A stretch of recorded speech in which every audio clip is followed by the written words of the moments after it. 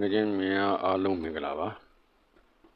ဘာကြီးဆို 3D channel ကနေပြီးတော့ပြန်လည်ကြိုဆိုလိုက်ပါတယ်ကဲအချင်းရလဲနှစ်ကုန်ဖို့အတွက်3ချိန်ပဲကျန်တော့တယ်နော်3ချိန်ဆိုတော့မွေးကနန်းလေးတွေကိုဦးစားပေးပြီးလိုက်အောင်ဗျာနော်ကျွန်တော်မွေးကနန်းမွေးထားတဲ့9ခွက်ကိုကျွန်တော်တင်ပေးပါမယ်ဗျာနော်အဲဒီတော့ကျန်တဲ့3ချိန်မှာတိုက်ဆိုင်တာရှိရင်နှစ်သက်တာရှိရင်သူ့အချိန်လိုက်ထိုးရုံပါပဲနော်ကဲစလိုက်အောင်ဗျာဆက်လိုက်အောင်ပါဆိုတော့85ခုနှစ်85ခုနှစ်မှာ8ခွန်5ခွန်ဆိုတဲ့နောက်ထိုင်ထောင်လေးမှတ်မိကြမယ်ဒီမှာနော်အဲ့ဒီအထောင်ရဲ့ဒီကက်ရဲ့နှစ်ထဲကပြန်ကြကနန်းနေဒီအထောင်ရဲ့ဒီကက်ရဲ့နှစ်ထဲမှာပြန်ကြကနန်းနေရဘာတွေရှိလဲဆိုရင်ဟောဒီ6ခွန်3 6ခွန်3ဟာ3ခွန်9ဆိုပြီးတော့ထွက်ထားတယ်ပြန်ကြနောက်163 163ဟာလေ163ဆိုပြီးတော့ပဲပြန်ကြနောက်တစ်ခါခွန်26ခွန်26ဟာလေအောက်မှာ26ခွန်ဆိုပြီးတော့ပြန်ကြထွက်ထားတယ်ဗျာနော်ပြန်ကြ3ခွက်ထွက်ထားတယ်နော်ဒီအထောင်ရဲ့ဘေးမှာဒီနောက်ထိုင်အထောင်လေးရဲ့ဘေးမှာပြန်ကြ3ခွက်ရှိတယ်ဒီနှစ်ထဲမှာအဲ့ဒီ3ခွက်ကဟောဒီတစ်နှစ်ကျော်ကိုတွားရိုက်တယ်ဗျာနော်ဟောဒီမှာဒီနှစ်ထဲပြန်ကြ163ဟာ316လို့တွားရိုက်တယ်ဟုတ်ပြီနော်6ခွန်3ဟာ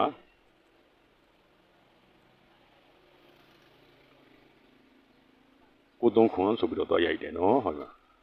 နောက်9 6ကတော့မလာဘူးဗျပြန်ကြ3ခွက်အနက်က2ခွက်ဒီကိုပို့တယ်နော်ဒီနေ့ထဲကိုပို့ပါတယ်နော်ကဲငယ်ချင်းတို့အဲ့ဒါလေးကိုအရင်မှတ်ထားလိုက်ပါနောက်တစ်ခါဒီဘက်မှာ22ခုနှစ်မှာအဲ့လိုပဲ8ခွန်5ခွန်ဆိုတဲ့အထောင်လေးနောက်ထိုင်အထောင်လေးနော်သူ့ရဲ့ဒီကက်ရဲ့23ခုနှစ်ထဲမှာဖြစ်နေတဲ့ပြန်ကြကနန်းတွေဘာတွေရှိလဲကြည့်လိုက်အောင်ဟိုဒီထိတ်ဆုံးက919ဟာအောက်မှာ951ဆိုပြန်ထွက်ထားတယ်နော်ပြန်ကြနောက်တစ်ခါ939ခွန်939ခွန်ကလည်းအဲ့လိုပဲဒီအောက်မှာ309ခွန်ဆိုပြီးတော့ပြန်ကြနောက်တစ်ခါ8ခွန်8ခွန်ဟာလည်းခွန်8နှစ်ဆိုပြီးတော့ပြန်ကြ3ခွက်ရှိတယ်ဟိုဘက်လိုပဲနော်ဒီအထောင်ရဲ့ဘေးမှာဘေးကကတ်နေတဲ့နှစ်ထဲမှာပြန်ကြတက္ကနန်း3ခွက်ကဟောဒီတစ်နှစ်ကျော်ကိုပို့ပေးရမယ်ဗျဟိုဘက်လိုဆိုရင်2ခွက်ပို့ပေးရမယ်ဟုတ်ပြီနော်တကယ်ချင်းတို့ဒါလေးကကျွန်တော်ဆိုနှစ်ဆလောက်တည်းကိုထိုးလာတာဒါလေးတော်တော်လေးကုန်ခဲ့ပြီဒီမွေးကနန်း3ခွက်ကဟုတ်ပြီအဲ့တော့ဘယ်ကနန်းနေလဲဆိုရင်ဟလာ919 939ခွန်8ခွန်2ဆိုတဲ့ကနန်း3ခွက်ပါနော်အဲ့ဒါကျွန်တော်တို့အခုနှစ်ကုန်မိုးကလည်းဘာမှမရှိတော့တဲ့အတွက်လာမယ်ဆိုရင်လာတင်နေပြီဗျာဒီကောင်နော်လာတင်နေပါပြီနော်3ခွက်မှတ်ထားပါနော်ကဲနောက်ထပ်ကျွန်တော်ထပ်ပြအောင်မယ်နော်ကျွန်တော်က9ခွက်ပြပေးပါအဲ့တော့ခုကျွန်တော်တို့22ခုနှစ်14ချိန်15ချိန်16ချိန်အဲ့ဒီအချိန်ကနန်းတွေကိုပေါင်းမယ်ဗျနော်ဒီထိပ်စီချင်းပေါင်းနော်အလဲတိုင်းချင်းပေါင်းပေါ့ဗျာနော်9 5 3ပေါင်းလို့ရှိရင်3နောက်9 8 3ပေါင်းလို့ရှိရင်3ည4 3 2ပေါင်းလို့ရှိရင်9အဲ့ဒီ3 3ည9ပတ်လေဟာအဲ့ဒီနှစ်ထဲမှာပြန်ထွက်တယ်ဗျအဲ့ဒီအောက်မှာနော်3ည9 3ဆိုပြီးတော့ပြန်ထွက်တယ်နော်ထွက်ပြီးတော့အဲ့ဒီကနန်းဟာရှစ်နှစ်ကိုလည်းတွားရိုက်ပြီးတယ်သူကနှစင်ကစားတဲ့နီးလေးပါနော်နှစင်ကစားတဲ့ကနန်းလေးပါနော်သူကအဲ့ဒီထွက်စင်လေးကသူ့နှစ်ထဲမှာလည်းပေးတယ်ရှစ်နှစ်ကိုလည်းတွားရိုက်ပြီးတယ်ဟုတ်ပြီကဲအဲ့ဒီတန်းက23ခုနှစ်ကိုကြည့်လိုက်မယ်ဒီလိုပဲသူနဲ့တန်းနဲ့မှာပဲပေါင်းမယ်4ခွန်4ပေါင်းရင်9 8ခွန်ပေါင်းရင်3ည3နှစ်8ပေါင်းရင်3 5 3ည3အဲ့ဒီ9 3ည3ဆိုတဲ့ကနန်းဟာဒီအထောင်နှစ်ထဲမှာလည်းထွက်ပြီးတယ်ဒီမှာသူကဒီဖြစ်စဉ်မတိုင်ပြီးကြိုထွက်လိုက်တဲ့တော့နော်9 3 3ညနော်9 3 3ညနောက်နှစ်ကိုလည်းလိုက်ထွက်ပြီးတယ်ဒီမှာ9 3ည3ဆိုပြီးတော့ဒီမှာတော့ကတ်နေတယ်နော်ထွက်ပြီးတယ်သူကဒီကနန်းလေးတွေကနှစ်ဆင်ကစားတဲ့ဖြစ်စဉ်လေးတွေပေါ့ဒါနှစ်ဆင်နော်ဒီမှာသဘောကျဖို့ကောင်းပါတယ်မလားသေးတာပဲခက်တယ်ဗျာကဲအဲ့ဒီတော့24ခုနှစ်ကိုဆက်ကြည့်မယ်ဗျာ3ည8ဒီတန်းနဲ့မယ်နော်3ည8 6ပေါင်းတော့4 6 3ညပေါင်းတော့3ည1ခွန်6ပေါင်းတော့4ဟုတ်ပြီနော်အဲ့တော့4 3ည4ပတ်လေဟာအဲ့ဒီနှစ်ထဲမှာပြန်ထွက်နေပြန်အောက်မှာအဲဒီမှာ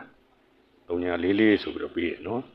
အဲ့ဒီကနန်းဟာဟောဒီရှေ့နှစ်ကိုပို့ဖို့ကြံနေသေးတယ်ဗျသူပထမ2နှစ်ကဖြစ်စဉ်ဆိုရဆိုလို့ရှိရင်နော်မလာသေးဘူးဒီကနန်းတော်တော်ကုန်ခဲ့တဲ့ကနန်းပဲ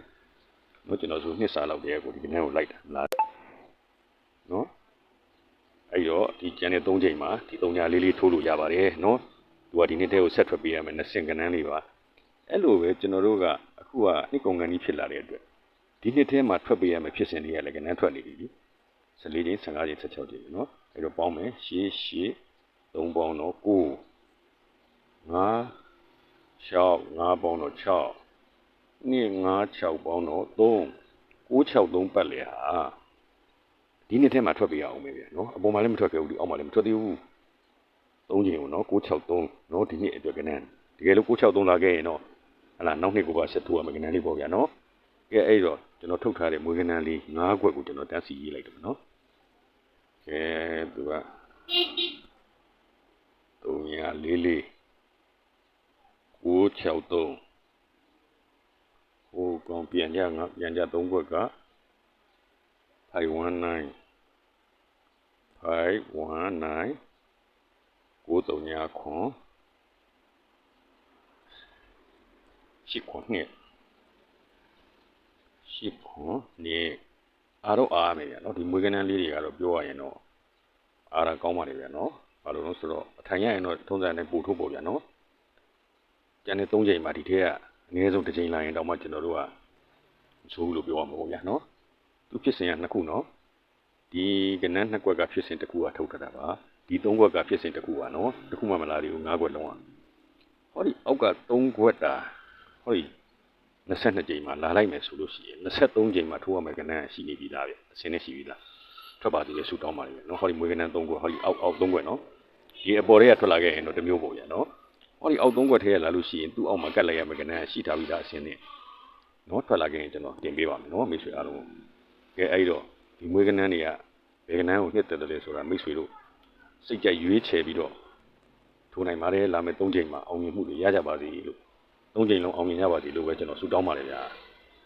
ကဲကျွန်တော်ရဲ့ channel လေးကိုလည်း like and subscribe လုပ်ချင်းကူညီပေးပါမိတ်ဆွေတို့ရဲ့အခြားမိတ်ဆွေများကိုလည်းကျွန်တော်ရဲ့ channel လေးကိုမျှဝေပေးခြင်းအားနဲ့ကူညီကြပါလို့အားလုံးကိုမေတ္တာရပ်ခံပါတယ်အားလုံးကိုကျေးဇူးတင်ပါတယ်